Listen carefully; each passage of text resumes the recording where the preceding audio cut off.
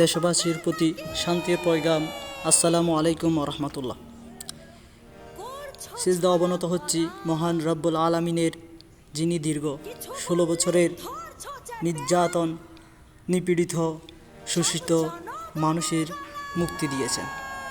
স্মরণ করছি আবু সাঈদের মতো মুক্তবীরদের, নাম না জানা শহীদের, যারা তাঁদের দেশের জন্য আবার জীবন দিয়েছেন।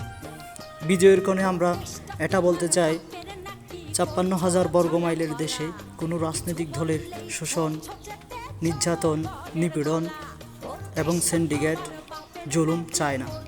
তার পাশাপাশি আমরা সবার পক্ষ থেকে এটাই বলতে চাই, কোনো ধরনের অন্যায় স্মাগলারদের বাংলাদেশের জায়গা দেওয়া হবে না। বহির্বিশ্বের চক্রান্ত কোনো ধরনের প্রশ্রয় দেওয়া হবে না। বাক স্বাধীনতা ফিরে পেয়েছি আমরা। মুরব্বীদের প্রতি সম্মান করি, কিন্তু কোনো ভুল সিদ্ধান্ত নিলে তাদের বয়কট করব।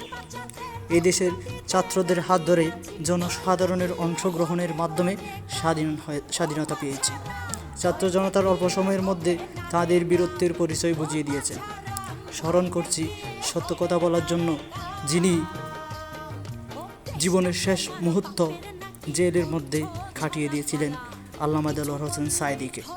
কলম যোদ্ধাদের এবং সাংবাদিক ভাইদের স্মরণ করছি শহীদ সৈনিক জিয়াউর রহমানকে। এই বলে আমি কাজী নজরুল ইসলাম এর একটি কবিতার লাইন, বিদ্রোহী কবিতার লাইন বলে আমার কথা শেষ করছি। বলবীর অন্যতম মশির।